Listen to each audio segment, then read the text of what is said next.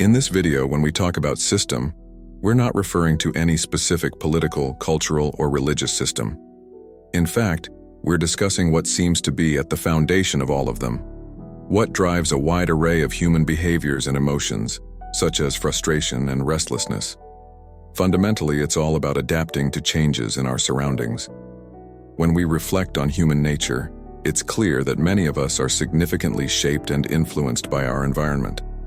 Our happiness often stems from achieving what we desire from the external world, and conversely, we feel disappointed when something is taken away from us.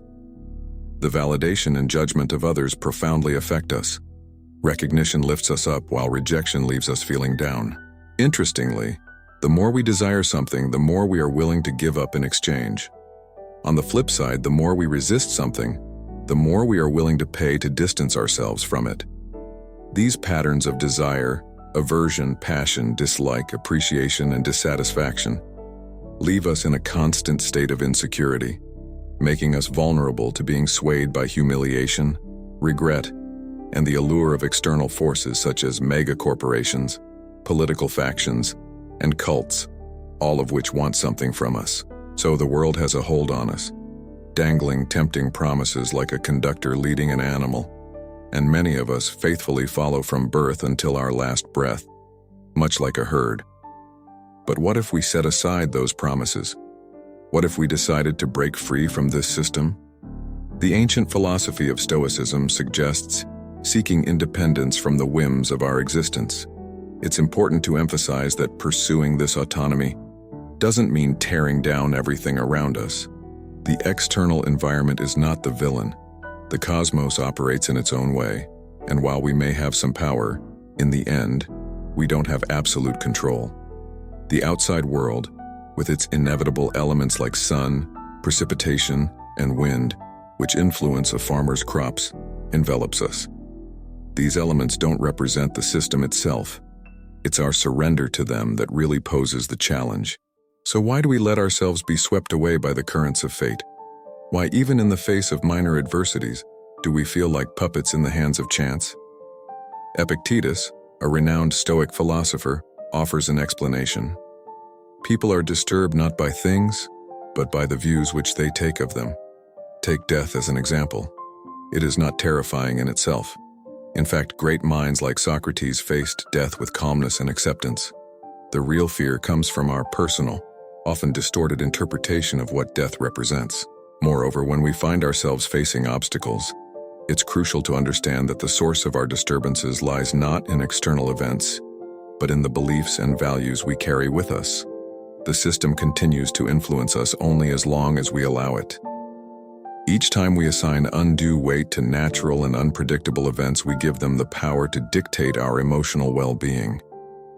And throughout history, great philosophers have taught us that we have the ability to redefine our perspectives and, consequently, the way we react to the world. Fortunately, Stoicism, with its ancient wisdom, provides powerful tools to break the chains of this oppressive system. I'm going to share 7 Stoic teachings that can serve as guides on our journey toward a more balanced and free existence.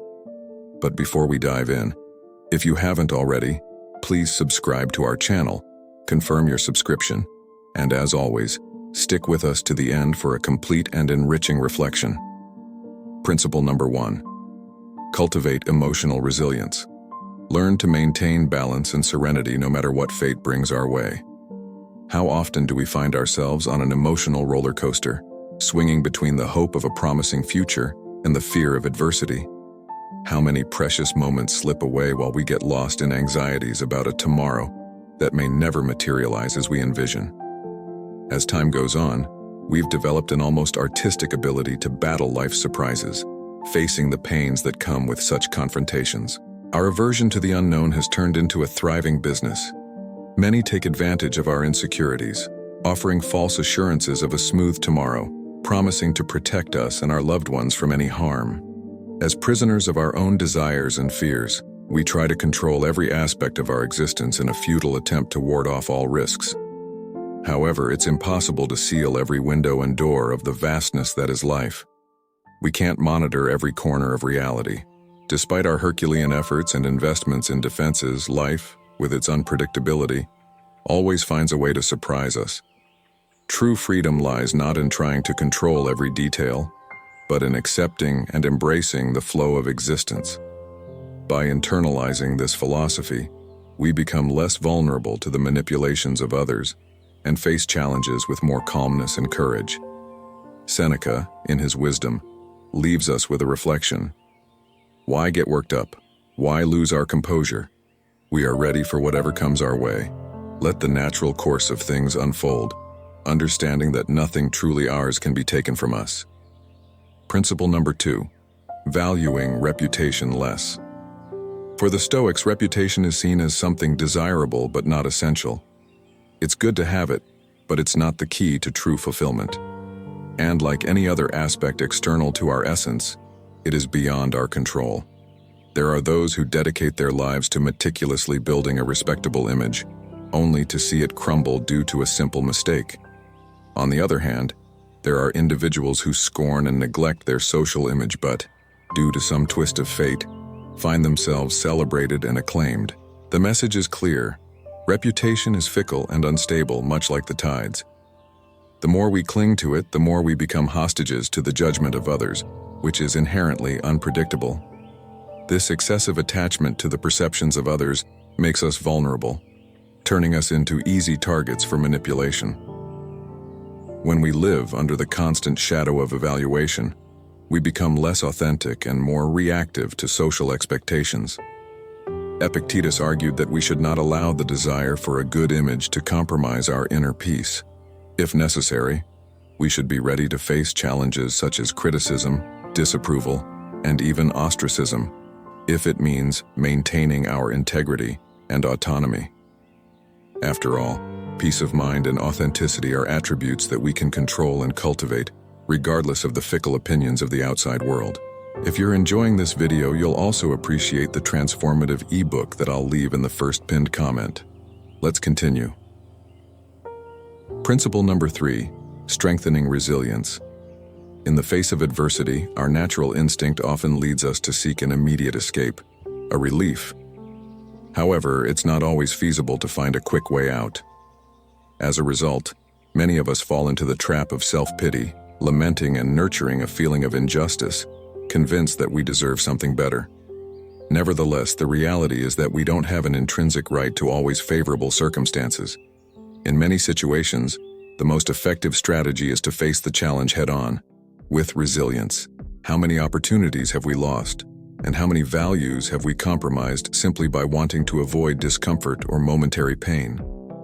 Pain, in its essence, is powerful, leading even the most honorable to ethical deviations or to abandon noble actions.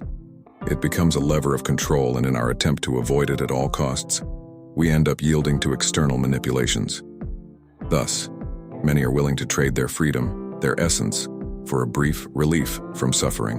When confronted with painful challenges, we can draw inspiration from the reflections of Marcus Aurelius. He reminds us that adversity is not, in itself, a curse. Facing challenges with resilience can be enriching, bringing growth and understanding, even if the outcome is extreme. As he wisely put it, everything that happens is either endurable or not. If it's endurable, then endure it. Stop complaining. If it's unendurable, then stop complaining.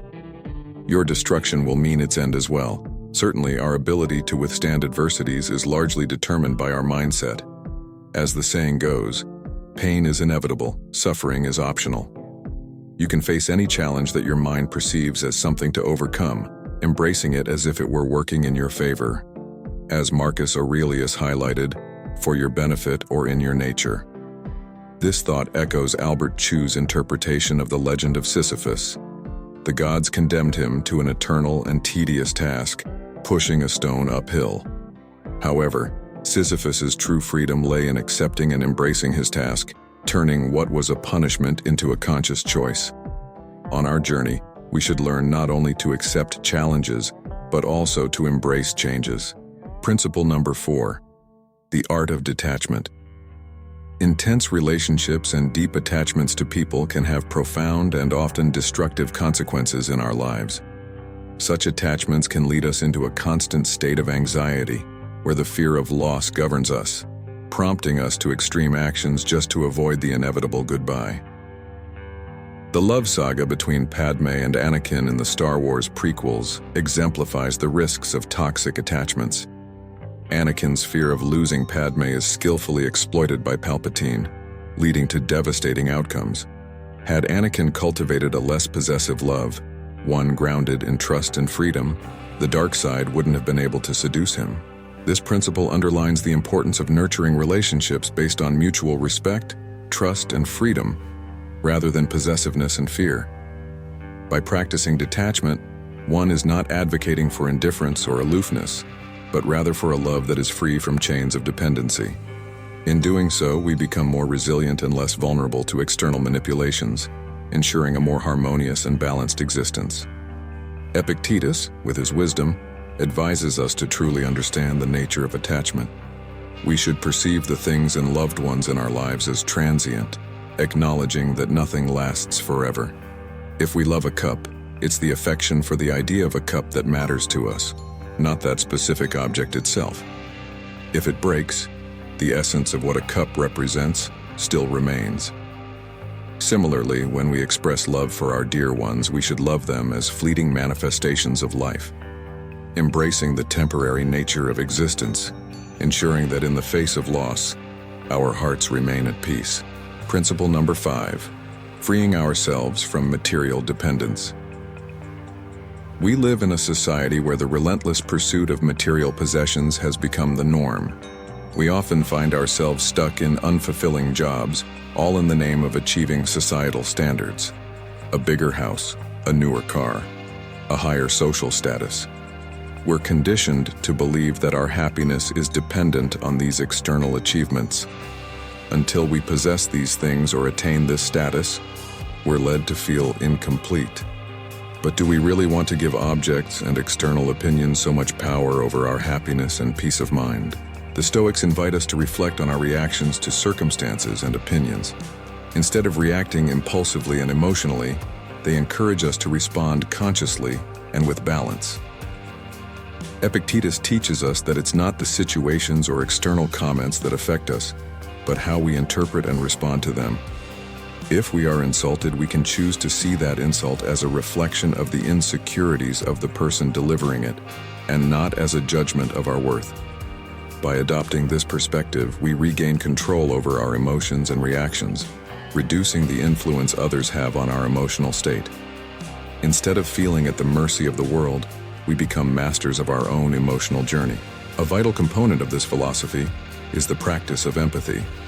By understanding that each individual acts based on their own experiences and perspectives, we can better understand their actions and reactions, allowing us to respond with understanding and compassion rather than reactivity.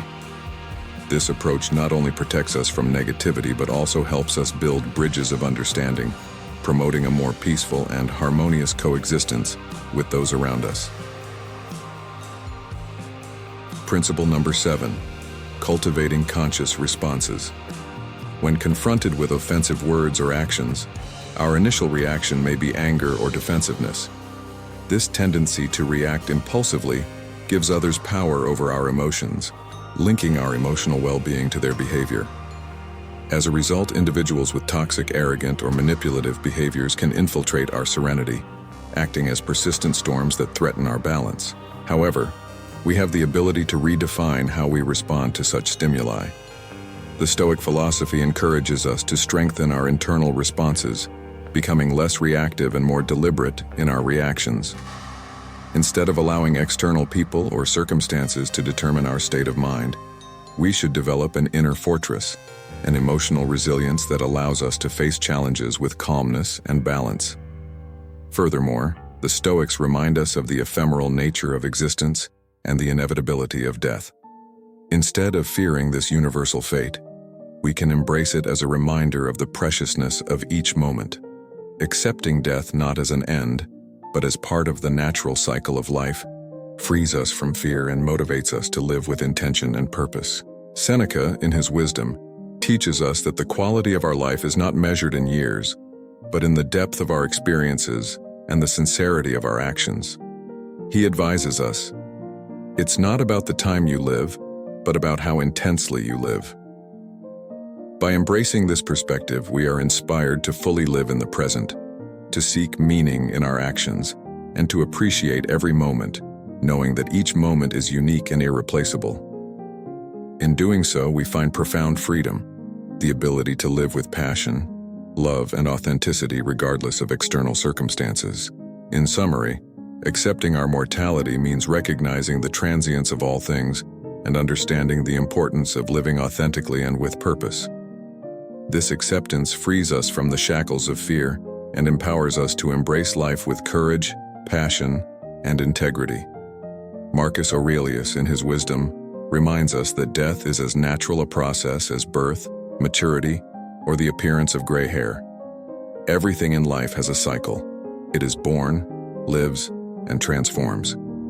Thus, we should face death not with fear or aversion, but as an integral part of our human journey. Just as we look forward to the birth of a child, we should also approach the end of our earthly journey with serenity and understanding. I sincerely hope you have enjoyed this content. I encourage you to take a look at the ebook mentioned in the pinned comment. I am sure it will be enriching for you, and if you have followed along to this point, leave a comment to let me know of your dedication to watching until the end. I am deeply grateful for your attention and companionship. May you all be with the Creator.